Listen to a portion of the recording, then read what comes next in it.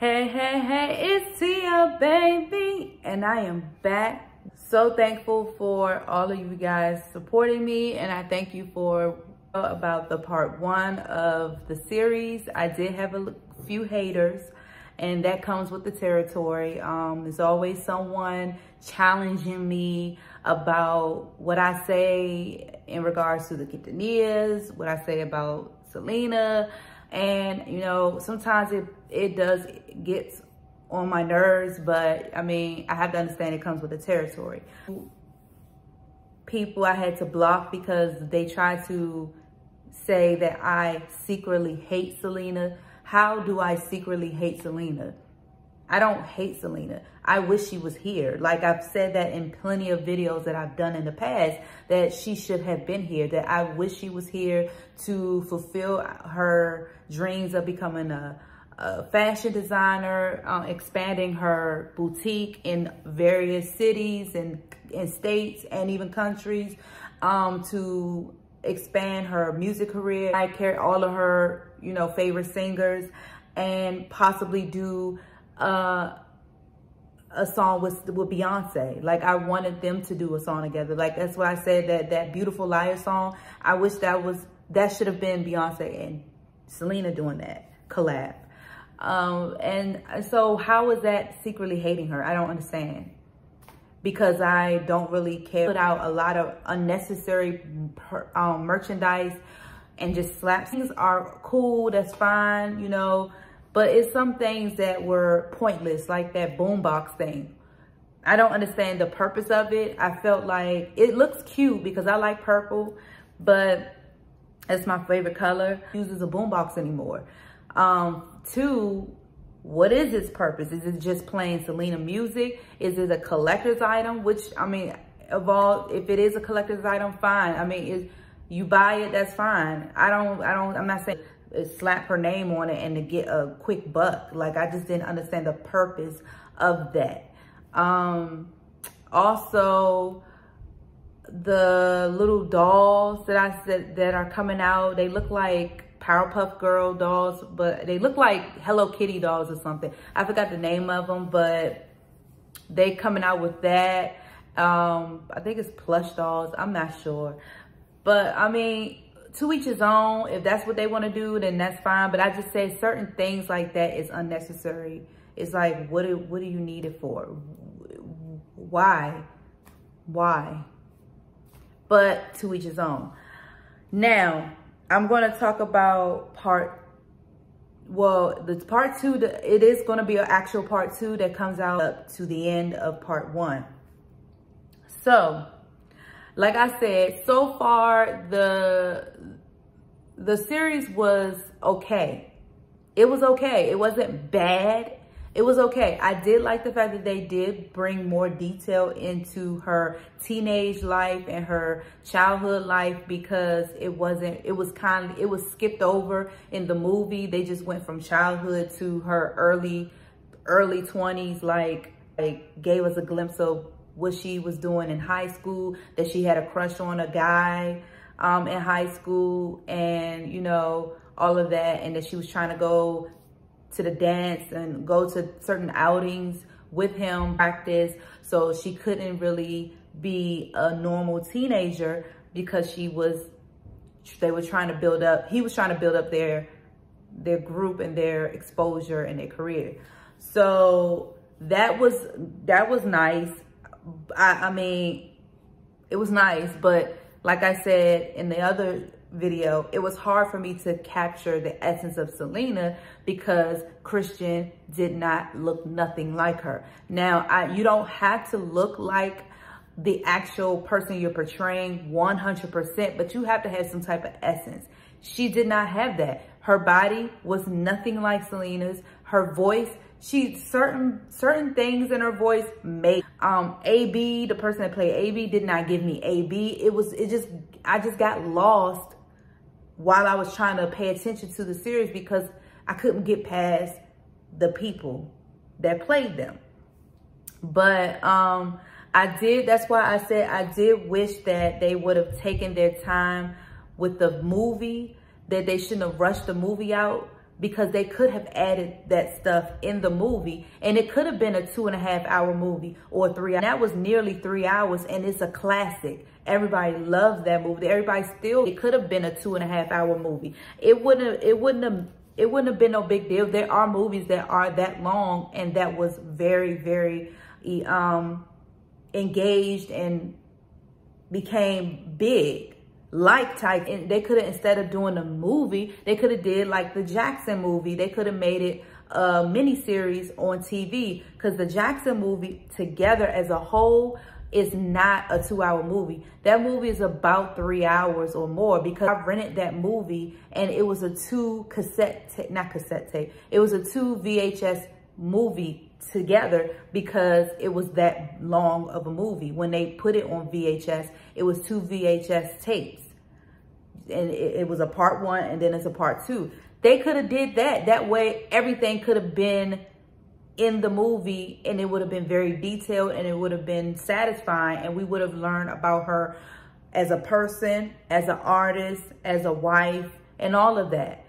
And the same people that played in the movie could have been played in the miniseries.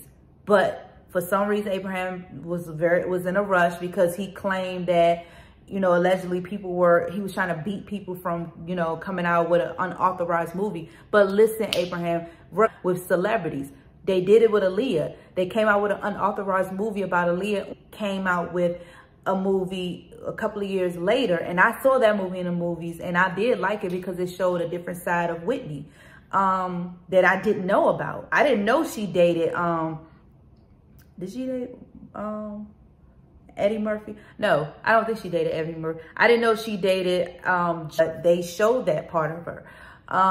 Because in one of the interviews that I seen back in the 90s, I seen recently that they were crushing on each other. But this was before Whitney was dating his brother Jermaine. Whitney and Michael had a was more in love with Whitney than Whitney was in love with Michael. But she even said in the interview that, you know, they could have been a couple, but I think he was just too shy and too, you know, he didn't approach her like he should have. So she went on with Jermaine. Oh no, wait a minute. Actually, I'm lying. She did date Jermaine before she started crushing on Michael. And I think that's why he didn't approach her, because she had already dated one of his brothers. So he couldn't get past that, because she was on the Neverland Ranch with him a lot in the late 80s, because that's when she had the real short hair. So yeah, I got it mixed up.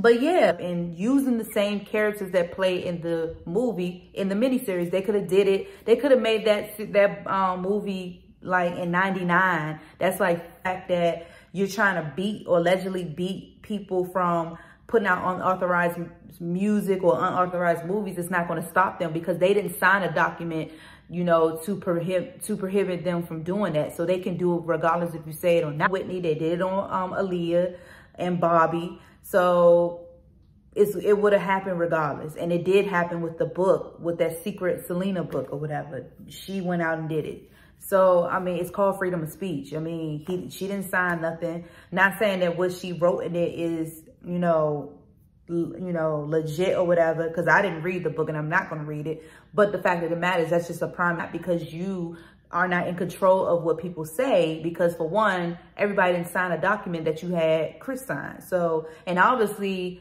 you're not even in control. Really, it don't even matter. But back to the series.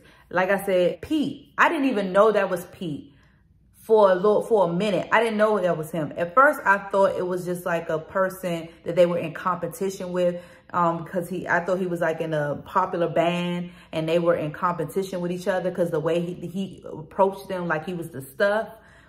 And I was like, who is this? And then when he quit, and then the part when he quit his band and joined their band, I was like, oh, and they said Pete. When he said his name, I was like, that's Pete. He looked like Kocoum from Pocahontas. I will say, Pete in real life did have that Kocoum hairstyle, but he didn't look like Kocoum. He just had that Kocoum hairstyle. But the guy that played Pete looked like Kocoum with that wig on.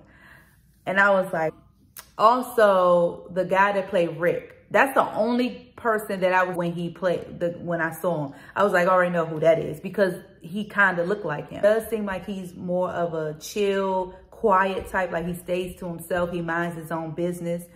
But they made this guy look like a complete creep. Like he just looked like a creep, like creepy. And like something was wrong with him, but I'm sure nothing's wrong with him, but they just made him look like he's kind of weird. They made him look weird, but I don't think when I saw him in real life, in terms of like interviews and performances, I never see weird. I just say he's quiet. But in the movie, they made him look weird. They made him look weird. And then they try to show that he, I guess she was aware that, obviously she was a movie, so she obviously knew. But in the movie, she act like she didn't know, her character act like she didn't know that Rick was crushing on her, because was saying, you know, they were going back and forth about her seeing Chris and the Suzette character, and she was like, what about him? And she was like, well, don't y'all like each other, and don't Rick like you, or something like that. I don't know verbatim, I forgot.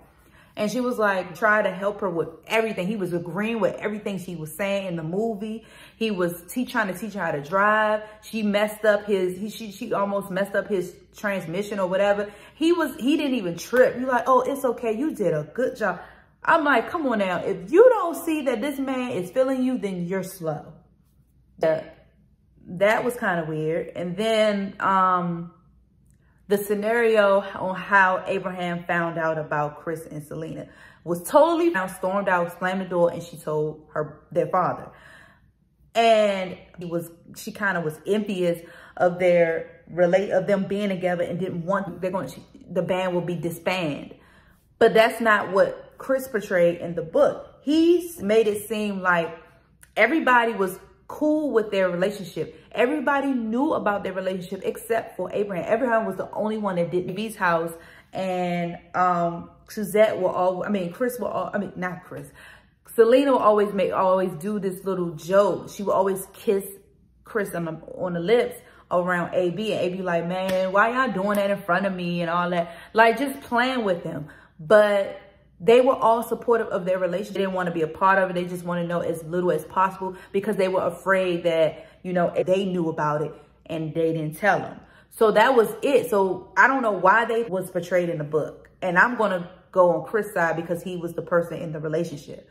So I don't know why she acting like that, because for one, if she coming in and worried about if their band was going to be disbanded, if he finds out that they were together, according to Chris, why did she go tell the father? She didn't care. In reality, she did not care about no money, because she the one that went and told when they told her not to.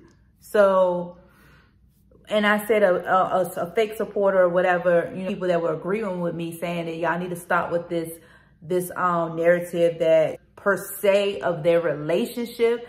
I felt like she had some type of jealousy of Selena. Now, that does not disregard that she doesn't love her sister. Of course, she loves her sister unconditionally. I just think that she was a little jealous of Selena, because Selena was the one to get the most attention. She was the limelight. She was it takes one to know one. And I am one of those girls that, you know, was always got upset and stormed off the bus when she saw them. That to me is a sense of jealousy. She was just jealous because she didn't have her man on the bus with her. I don't know if she was, I said that she probably wasn't, she didn't know Bill at the time, but maybe she did. Maybe she was getting to know Bill, but he couldn't travel with them because he wasn't in the band. Maybe that's where it ended off at, where he finds out and he fired him and all that crap. But I mean, like I said, from this book. And also, yes, they try to make Chris a jealous person in that series, because the part where Abraham to get upset at him because he respect him as a person, or the courage to tell him.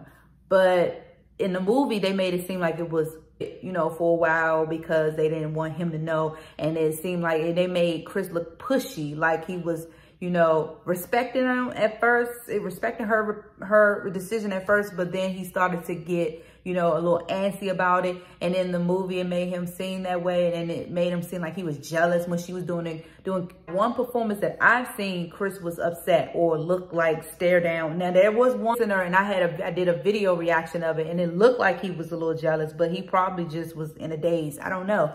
But he even said himself that he's not a jealous person. So I don't know why they made him look like that. And I said to myself, Chris needs to see this series, the characters and the wigs and the ensemble. I can't. But, oh, also I saw in an interview recently, you know, I didn't watch the whole interview, but it was this lady interviewed the cast, and she asked the person that played Abraham, like, did they spend time with the family? She asked Christian and the guy that played Abraham family, and she asked, would you have wanted to spend time with Abraham so you can get an essence of him? And he was like, no. At first he was hesitant, but he was like, movie, all the cast members spend time with the family. They were in Texas house. Like, she developed a bond with the Quintanillas, and it showed because the place and looked like a bunch of, I don't know, because they didn't even really spend time with them. They only spent time with Suzette a little bit because she was the executive producer. But other than that, wow. Like, I didn't see all of the interviews, so, you know, don't quote me on everything. I didn't watch all of it, but that's one part that stood out to me. But that was interesting to know that they didn't spend a lot. So, I don't know. And I wonder, where's AB? Where's his input? If you know, my Texas supporters, if you know if he was even involved in the movie, let me know in the hush. I don't know where he's been, but yeah. Oh yeah, and I also noticed something. I did not know that AB, it seemed like AB is OCD. They made him seem like that in the movie, because at first he was like, it was kind of weird. They made him seem weird, but I thought it was just a character that just looked weird, like suspicious or whatever. But he doesn't like people touching his food, which I'm sure everybody don't. But he won't eat it if his own sister touched his food. He was like, the scene where he was cleaning the baby bottles and he was like really scrubbing because he's talking about germs and stuff. So it's that part I didn't know. I didn't know that was, you know, grateful in seeing it in the series. I just wish it was better. The cast was better picked.